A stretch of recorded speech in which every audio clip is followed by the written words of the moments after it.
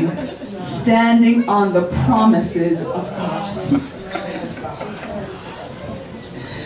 In this text that we read this morning, Jacob, or Israel as becomes later called, the prince of his people, makes a declaration and he gathers himself together, gathers his children together, and begins to declare what is going to happen. See, it was tradition at this time for the father to bless the children before he passed on the scene, before he passed on and went to be gathered to his fathers or those who had went the way of the grave. It was their tradition to be able to pass on the blessing to the children. For they had an understanding that the blessing that they had wasn't just for them, but it was to be a continual blessing, a perpetuation. For God is a God of generations. He doesn't just want to bless us, but he wants to bless those who come after us, those who come from our loins, not just in the natural, but in the spiritual as well. Those children that were birthed in the Spirit, the Lord wants to continue to be their God.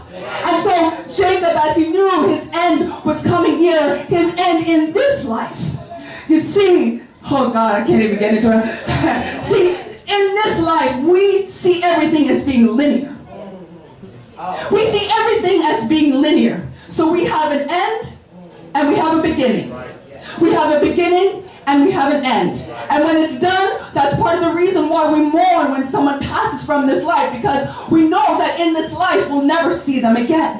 We know that in this environment, in this interaction, once they're gone, they're gone. That's why you got a little dash on the tombstone. It indicates that here was the start of this person's life. And here is the end, meaning it's finished. There's no more, and there's nothing left of this person. It means that there's nothing else. All the days that they've lived are done. All the things that they had to do. The Bible says that whatsoever good we find to do, we ought to do it now. For the grave is coming when no man can work. For when our days on this earth are done, they're done. When our days in this life are over, they're over. And so Jacob knew that his time in this terra firma, in this earth, in this environment, was coming to an end. And so he made a proclamation, said, listen children, gather around, let me tell you what is going to happen. Let me tell you what will be. Let me give you instruction on what is going to come to pass.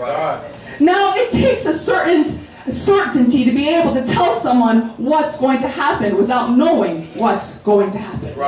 It takes a certain certitude and a certain confidence to be able to declare that a certain thing is going to happen when you've never actually seen it happen. Because we live in a linear time frame, because we live, as sin has encapsulated us in time, we live in a very linear time frame, and everything to us, from our perspective, there is a past, there is a present, and there is a future. And everything that we say, everything we do is dictated by that past, that present, and that future. The way we operate, the way we think, the way our minds operate, everything is dictated by past, by present, and future. And if you don't believe me, all you have to do is look at our language. See, language is a tool that is used to be able to communicate. It's a tool that we use to be able to impart wisdom and impart knowledge or impart ideas one unto the other. And as you know, if anyone has, in this lovely province of Quebec, if anyone has ever tried to learn French, that you know that language is dictated by past, present, and future. For if I say, I was going to do something, that was in the past. I was going to do something until something came along and changed my course. If I said, I did spend the day with my sisters cleaning yesterday and had a good time, that indicates something that happened in the past. It's already done. It's already finished. But if I say, I'm going to do this for you, if I say tomorrow is a holiday, I'm going to spend the day in my bed, then that's something I'm looking forward to doing. It hasn't happened yet in my mind, but in my mind I'm already projecting what's going to happen, because this is what I think will be. And so I say with a certain level of certainty that this will happen, but yet I don't really know, because I can't predict the future. I don't know, maybe some of you are clairvoyant, but I can't predict the future. So it takes a certain level of confidence to be able to declare what is going to be when I don't know what is going to be. That's right. So Jacob here was exacting a certain level of confidence. He was declaring something. He said, let me tell you what is going to happen. Go ahead. He said, come together now, and he starts with the oldest. It says, Reuben, my firstborn, my strength, my might. See, there was a tradition in the Jews that the firstborn was the one to inherit the best. Inherit, he was the one to carry on the Father's house, carry on the tradition, to carry on the name. It was the firstborn who should receive the inheritance, who should be the inheritor of what the Father had. It was the firstborn that was the one who was revered, the one who should have gotten the best blessing, the one who all his brethren should have looked up to and should have looked to and should have been the next leader, the next one to continue on this great heritage that the Father had. That's right. But see, in this case, this firstborn was a little off. See, it should have been that Reuben would be the one. Reuben would be the one to continue on this great lineage, to continue on this great relationship and the great inheritance that was passed on to Israel from his father and from his father before him. But you see, Reuben had something wrong with him. Jacob said to him, he said, you're my might and the beginning of my strength and the excellency of dignity and the excellency of power. But Reuben was unstable. Yes. He wasn't certain. And so because of Reuben's demeanor, because of who Reuben was, he essentially wrote himself out. Wrote himself out of the equation because of who he was. Now, it would seem unfair because as tradition would have it, he should have been the one to be the recipient of his father's house. He should have been the one to whom the lineage should have been passed. But because of who he was, he wrote himself out. He wrote himself out of the books and banished himself and relegated himself to a second-hand existence. He lost out on what should have been his. See, just because things look a certain way, just because tradition and history dictates that things should be a certain way, doesn't mean that that's how it's going to play out. Doesn't mean that that's the way that things are going to happen. Just because we see things in a certain light, in a certain way, and we reason with our minds that thus and thus should happen. You know, in our minds, in this world of reasoning, we have what we call cause and effect. And we say that if this thing should happen, then this will be the result. If I pour water all over myself, I'm going to get wet. Go ahead. Why? Because that's, in my mind and reasoning, water equals wetness. So I know that if I douse myself in water, I'm going to get wet. But see, our problem is that we look at everything linearly because that's our perspective. That's our natural minds. That's the way that our minds work. Our natural minds see everything from A to Z. Everything in order. Everything is, there's sequence, there's order, there's reason. We're going somewhere this morning. In our minds, we see everything as being linear. So when we see something happening outside of the order that it's supposed to happen, it seems strange unto us. When we see something that doesn't happen the way it's supposed to happen, we're taken aback. We're saying, how can this be? This does not make sense. Moses at the burning bush was caught off guard because when we see fire and you see something on fire, our reasoning says that it should be consumed. It should burn. That's what science teaches us. That's what reason teaches us. And so automatically in our minds, when something is on fire, it's supposed to burn. And we know that when something burns, it no longer has the characteristic that it once had. But it starts to shrivel up and die until all that's left is a bunch of ashes. And so it took Moses off guard and caught him by surprise as he's looking at this bush and he's in his mind saying something is not right. Something doesn't work. Something is off in this situation. I can't understand this because this does not make sense.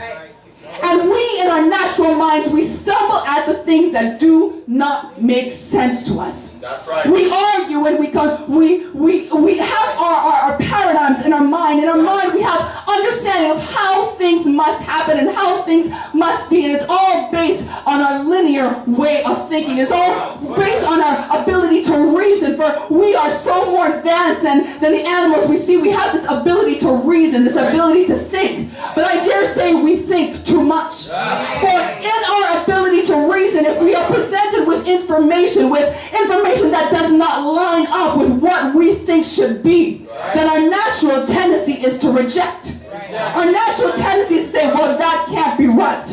And we have paradigms, and it's called, the term just left my mind, but there's an adjustment theory where when you have a piece of information that's introduced to you, you have two options. You can either take a look at this information and see that it does not match up with what you think. So you can either, one, make an adjustment to what you know and realize that, you know what I know, there must be something wrong with what I don't know, because here I have some kind of evidence, some proof that says there's a problem with what I think I know. So we have two options. We can either reject it or we can accept it. But accept it means that I've got to make a change in my state. See, I can't just accept this information as is without making a change, because this proof, this evidence is saying that there's something wrong with my reasoning ability. Something is wrong with my frame of mind. Something is wrong with the way I think. Something is off with what I believe. And so in order to be able to adjust, I've got to change my frame of thinking. I've got to change the way I look at the situation. I've got to make an adjustment and think that, you know what, maybe I didn't really understand. Maybe I didn't really get what was happening. Maybe I didn't firmly grasp as much as I think I knew.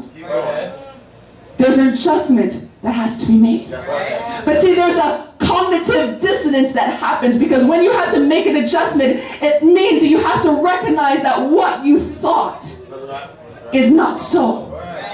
And for us as human beings, that's a difficult thing to master. They're telling in psychology that in order for someone's paradigms to be changed, it takes a conscious effort. It takes, yes, because you have to uproot that which you think you know. You have to uproot and change some things. And it means that if this thing that I thought was wrong, then maybe there's something else in my thinking that's not right. Maybe there's some other ways that I've been reasoning, that I've been, thinking that things are static, and I've been thinking that things are a certain way. But yet, I'm wrong. In ancient times, they believed that the earth was flat. And they had proof to be able to say that, you know what, if you sail so far, eventually you're going to fall off the earth. They had maps that dictated the shape of the earth, and that showed that, even in the map, they'd show the little boat, falling off the earth. If you went this far, if you went too far, then that would be over for you. You'd be done. And that was men's paradigm. And it took a shift in paradigm for people to recognize that, you know what? Maybe the earth isn't flat like we thought. It took explorers who were willing to push the issue and to go beyond that which was known. It took those who were brave enough to forsake their homelands and forsake everything that they knew to venture out and say, you know what, I'm going to push the limits. I'm going to, my mind is saying that this earth is flat, and if I go so far, I'm going to fall off. But you know what? Something's not right here. Something doesn't measure up. So I'm going to push the limits. I'm going to try this thing out. In terms of human understanding, you have to be crazy in order to shift your paradigm. You really have to be out of your mind. Literally, you have to get outside your mind to be able to change your way of thinking. And to us, that seems crazy. Because if 1 plus 1 is 2, then 1 plus 1 is 2. And that there's no reason to change. There's no reason to think that anything else should be different. But it takes someone who is literally out of their mind to be able to push themselves beyond the limits to see what is possible. To see that, you know what, maybe what I thought really isn't how it is. It takes someone who's brave enough and who has enough courage enough and won't let fear dictate to them what they do and what they don't do. See, fear has a tendency to make us stay where we are. We use the excuse. We say, well, it's not wise to travel that far. It's not wise to get in a boat and to travel, because you will fall off. So you should just sit where you are and believe the status quo and not go any further. And we use excuses in our human reason because, again, our ability to reason is all linear. And so we look at things linearly. We look at things as if here's the beginning and here's the end, and that's the end of it. We see the world through our own frame of reference. And because we see the world from our own frame of reference, everything we see and our understanding of everything we see is predicated on our history. It's predicated on what we know.